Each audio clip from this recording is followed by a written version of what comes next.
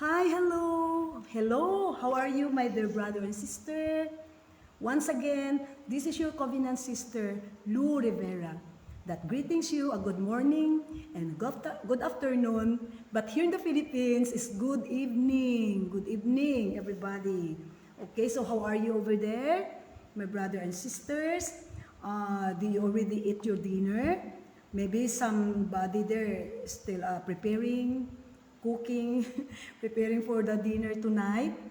And maybe some of you already uh, eat your dinner. Praise the Lord. So that's why tonight, I still continue to inviting each one of you to please come and join our devotion for the woman thou art healed and whole. And we are still in the, okay, we are still in the, oh, wait. We are still in the woman thou art healed and whole. Amen. Hallelujah. Glory be to God. Amen. Okay, nagluluko ang ating nagluluko ang ating wifi. Ayan.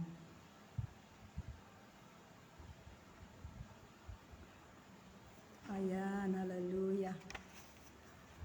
Okay. No. I just want to thank, okay? Sa habang hinihintay natin yung mga kasamahan natin dyan. Okay. Amen. Yan. Habang hinihintay natin ang ating mga kasama. Okay, so if you are there na, please let me know that you are there na, brother and sister. Amen. Hallelujah.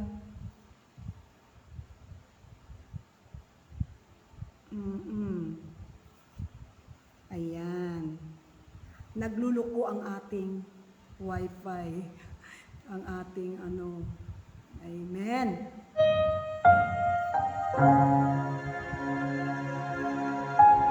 Okay, ulitin natin. So, if you are there na, please let me know that you are there.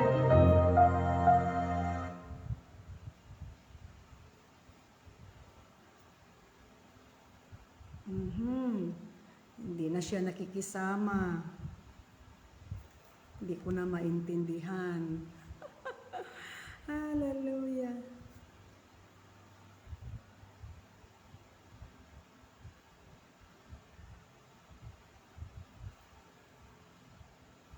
Okay, so nasaan na pong iba? Amen. Yan, nag-slow po ang connection natin. Amen.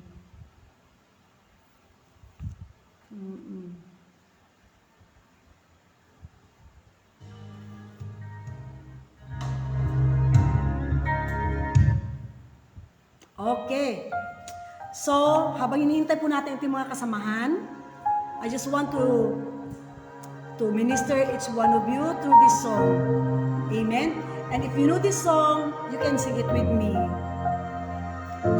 Hallelujah. Habang mauki pa.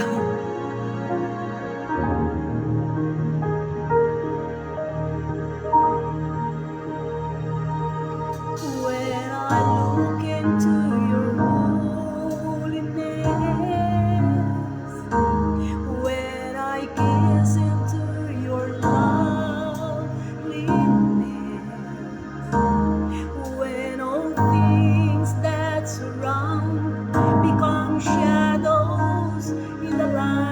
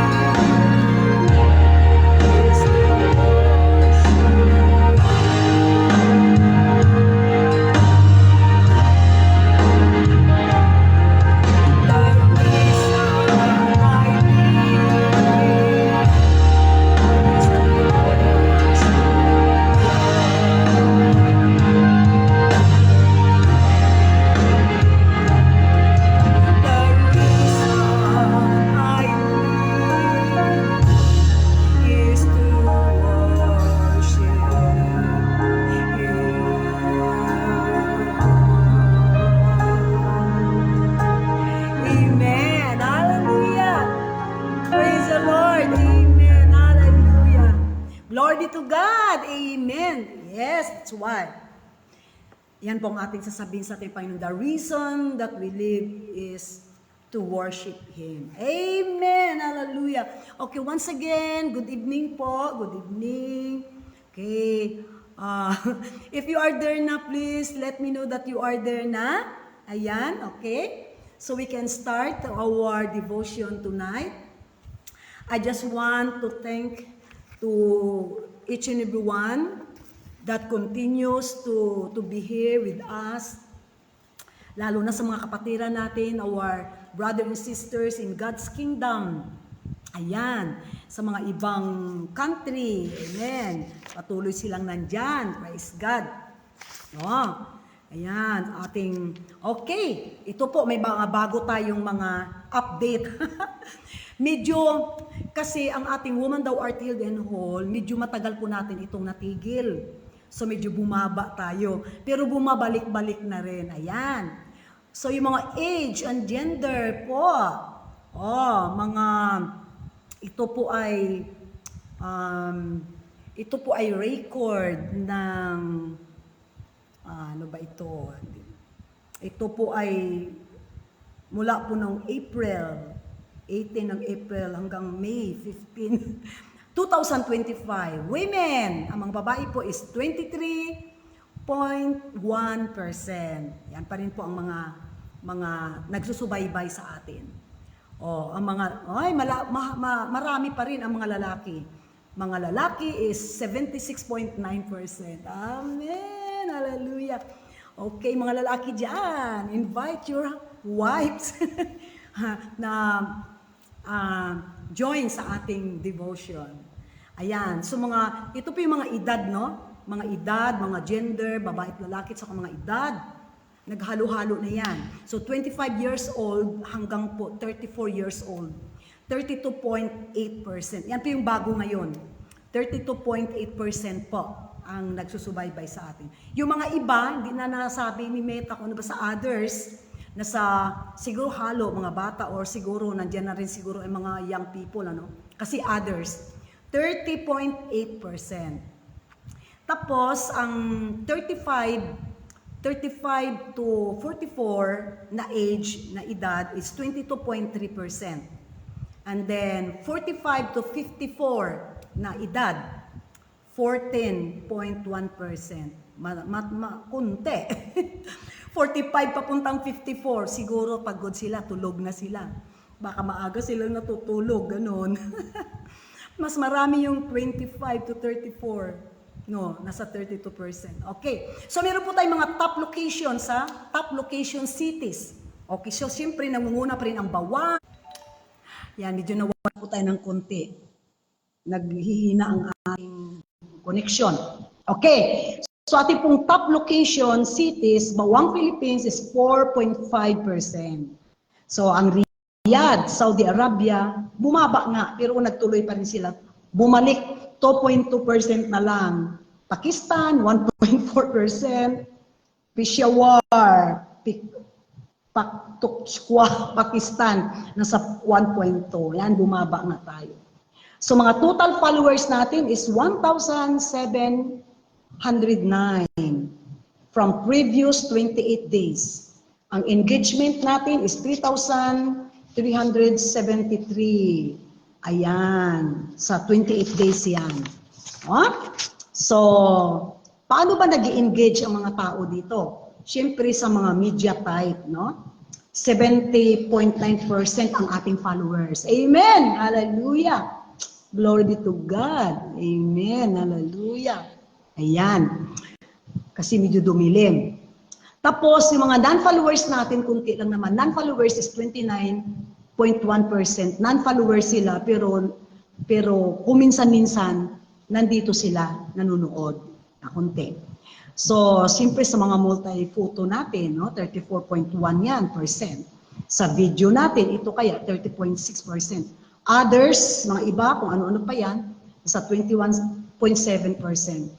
Ang multimedia natin is 13.6%. Hallelujah!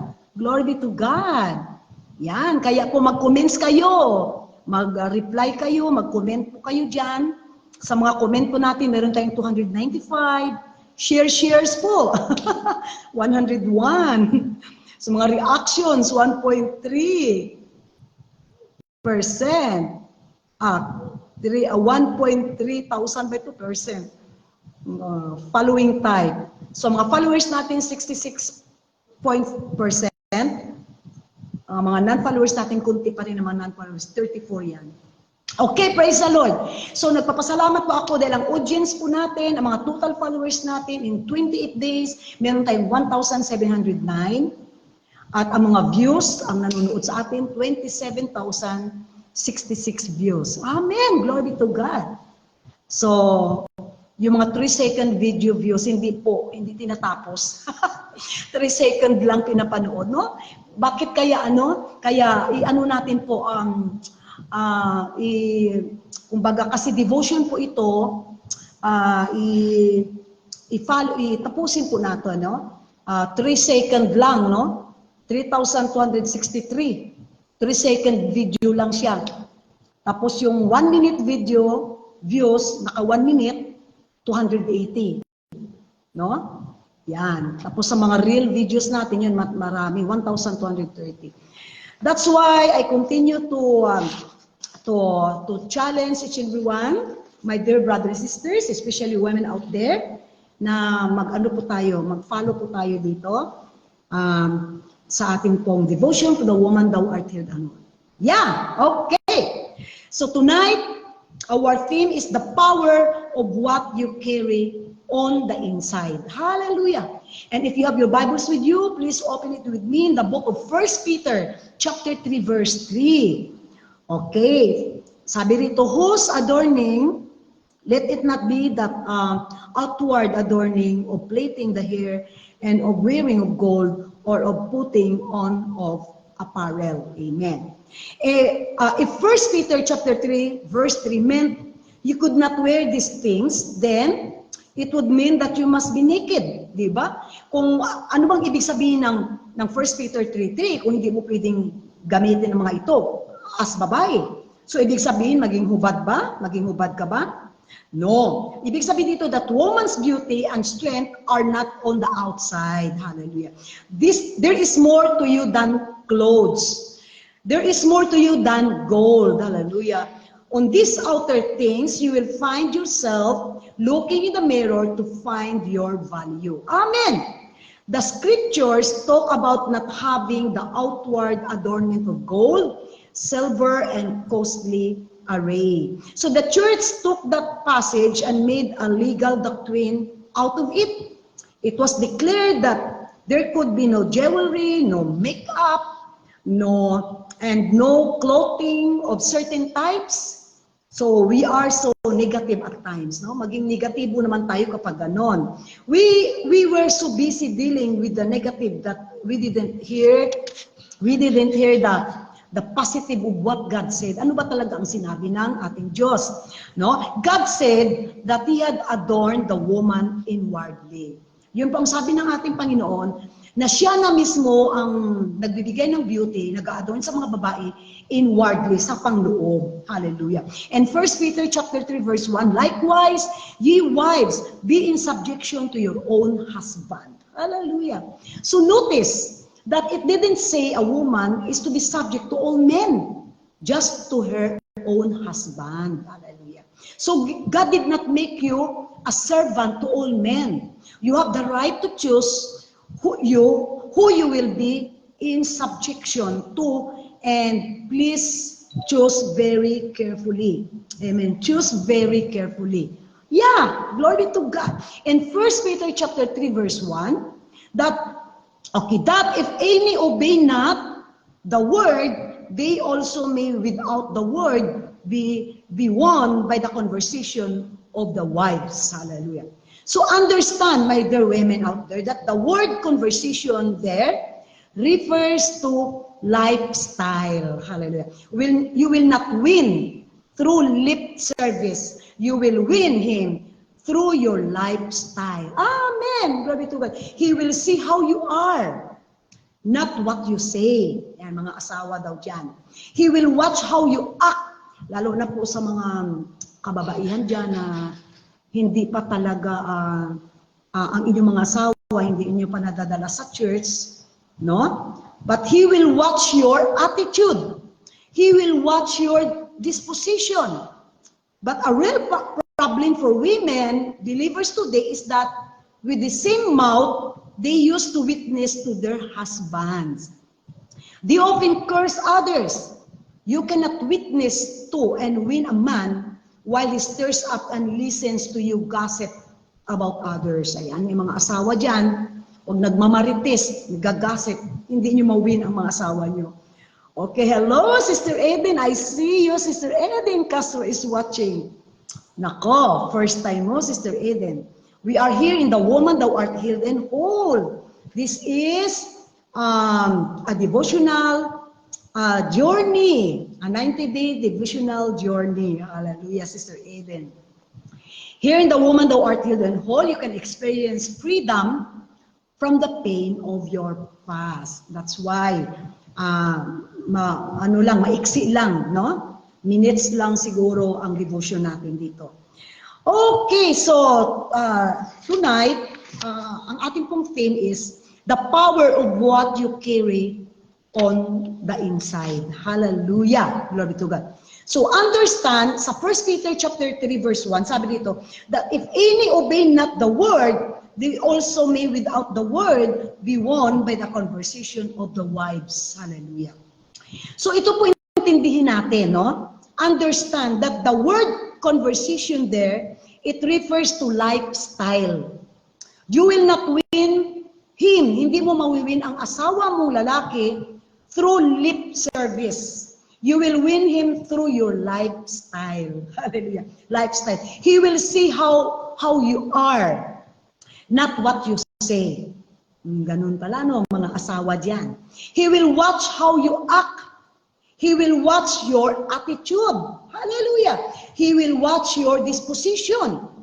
And a real problem for women believers today, ang problema talaga ng mga babaeng Kristiyano or nanampalataya, no, nauna sa church today, is that with the same mouth they used to witness to their husbands, they often curse others.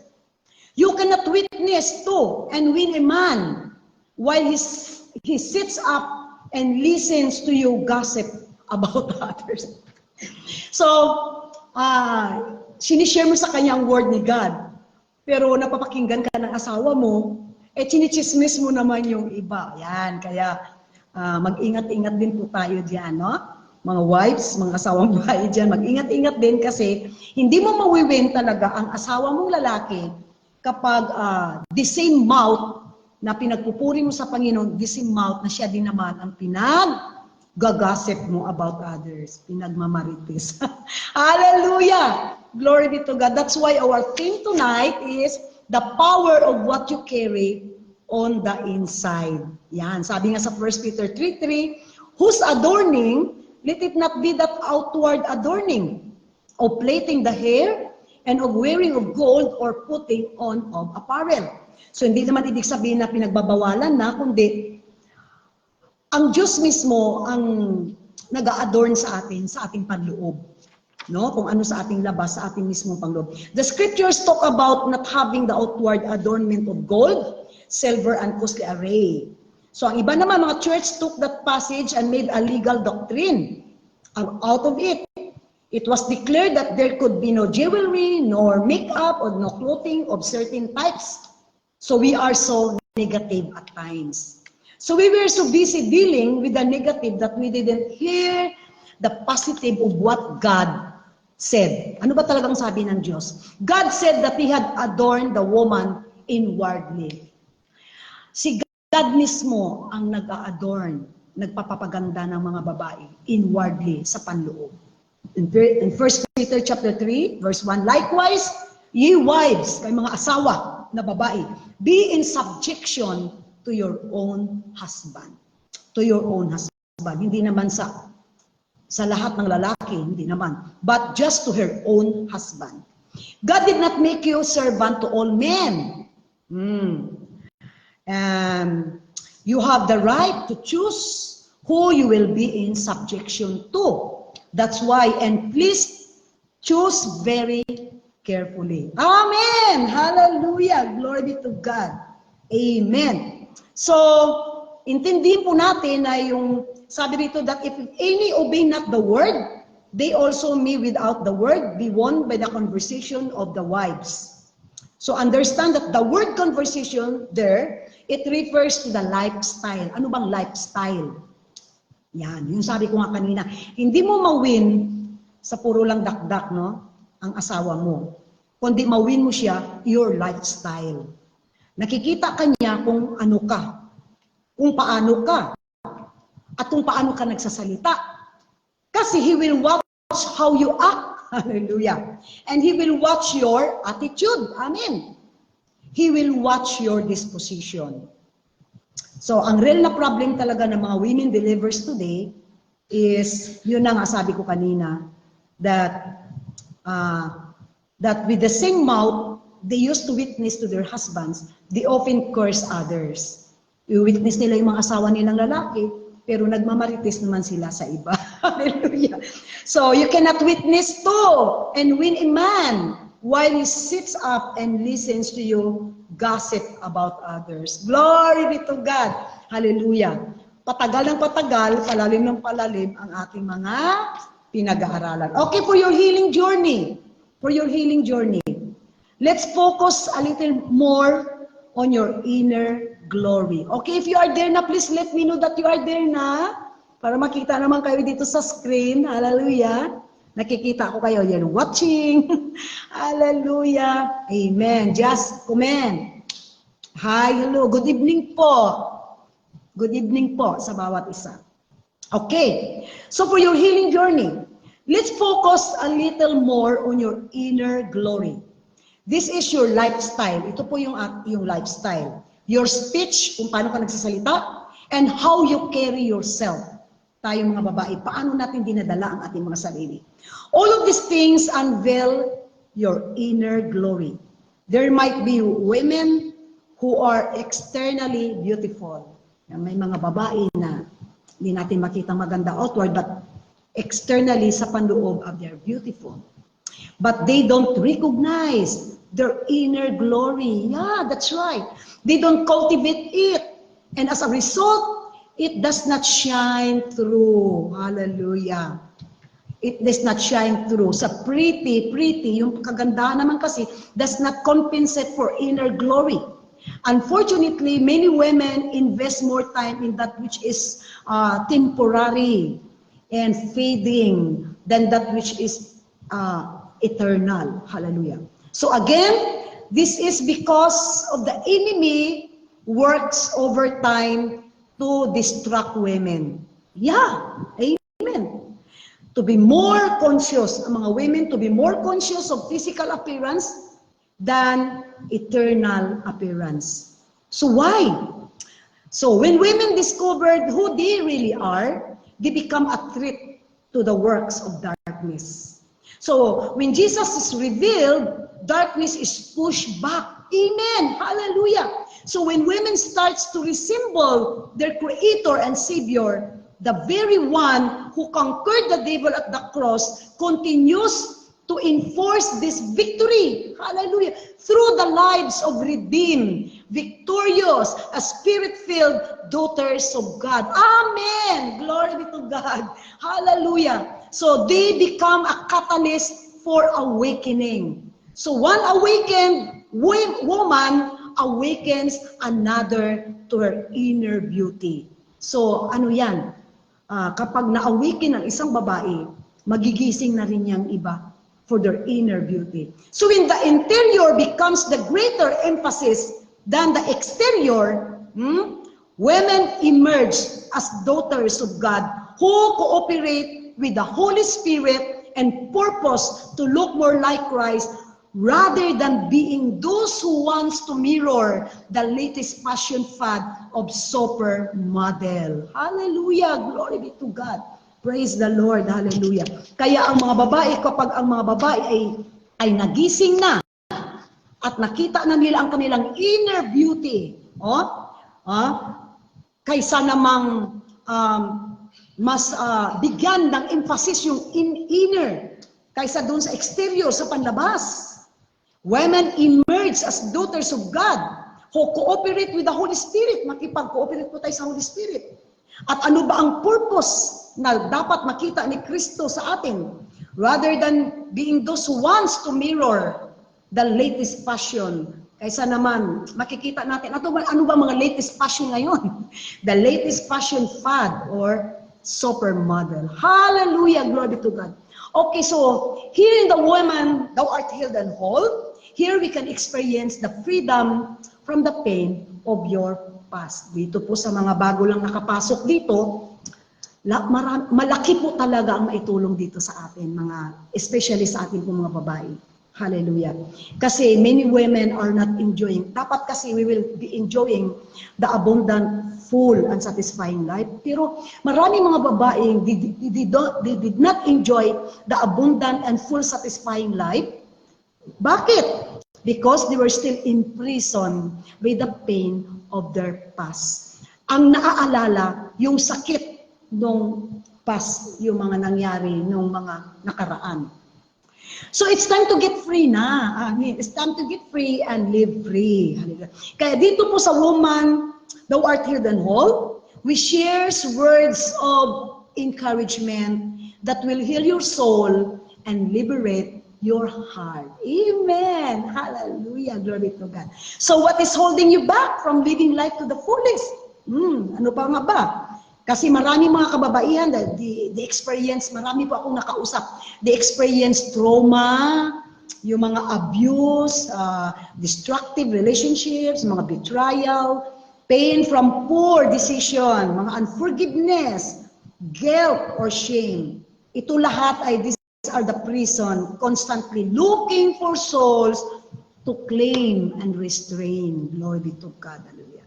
So, even though you may have already received God's forgiveness, it's time for you to start walking in the healing and wholeness He has made available to you. Hallelujah. Glory to God.